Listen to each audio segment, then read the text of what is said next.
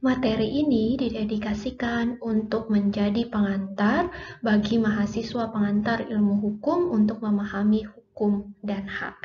Materi ini bersifat abstrak dan sederhana, senantinya mahasiswa akan mendapat kuliah lanjutan mengenai hak dalam kerangka hukum di semester-semester selanjutnya.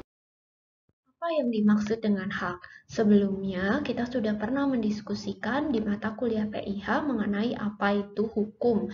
Menurut Profesor Sudidekno Mertokusuma, fungsi hukum adalah untuk melindungi kepentingan manusia, untuk mempertahankan hak. Yang dimaksud dengan hak, salah satu definisinya yang bisa kita tinjau, rights are entitlements to perform or not to perform certain actions, melakukan atau tidak melakukan satu perbuatan, or to be in certain state, untuk berada pada satu kedudukan, atau or not to be in certain state, atau tidak berada pada satu kedudukan, or entitlements that others perform certain actions, atau entitlements that others not to perform certain actions, melakukan atau tidak melakukan sesuatu terhadap orang lain, atau tidak melakukan atau tidak berada pada satu kedudukan. Secara sederhana, hak adalah suatu yang menentukan apakah seseorang dapat atau tidak dapat melakukan sesuatu, atau dapat atau tidak mendapatkan satu kedudukan atau status. Apa saja klasifikasi hak? Ada yang disebut dengan legal rights atau hak dalam hukum yang biasanya dalam konteks sebuah negara demokrasi dilindungi oleh pemerintah sebagai aparatur yang diamanahi biasanya menurut konstitusi. Kemudian ada yang disebut dengan natural rights atau hak natural yang merupakan hak bawaan yang sudah ada bahkan sebelum negara itu sendiri ada, yang disebut sebagai hak hidup, hak bebas, dan hak meraih kebahagiaan.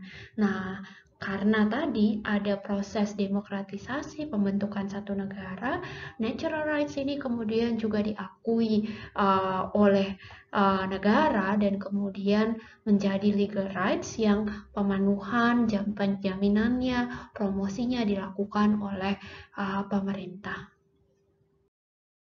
Hak dapat juga dibagi menjadi hak subjektif dan hak objektif. Hak subjektif adalah kekuasaan yang dimiliki oleh individu, sementara hak objektif adalah sesuatu atau kekuatan yang diberikan oleh hukum. Jadi, kaitannya dalam konteks individu ataupun secara umum diberikan oleh hukum. Lalu bagaimana relasi antara hukum dan hak? Hukum memiliki sifat normatif di mana berisi hak dan kewajiban. Kewajiban secara sederhana adalah kebalikan dari hak, di mana ketika ada jual beli, seorang pembeli berhak atas benda yang dijadikan objek jual beli. Oleh karena itulah penjual berkewajiban memberikan benda tersebut, sementara pembeli berkewajiban membayar harga dari benda yang merupakan hak dari si penjual. Nah, seperti yang sudah saya singgung di awal, hukum bertujuan untuk melindungi kepentingan atau hak manusia. Ini menurut Sudikno Mertokusumo, disitulah relasi dari hukum sendiri, melindungi kepentingan hak manusia. Pembagian misalnya hukum material dan hukum formil menggariskan bahwa hukum material berisi hak dan kewajiban, sementara hukum formil berisi cara untuk melindungi hak dan kewajiban tersebut. Contohnya, ketika bicara hak dan kewajiban penjual pembeli diatur dalam hukum substantif perdata.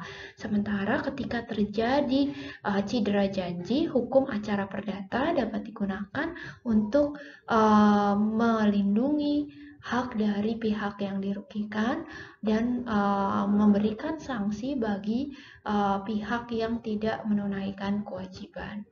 Demikian penjelasan mengenai hukum dan hak.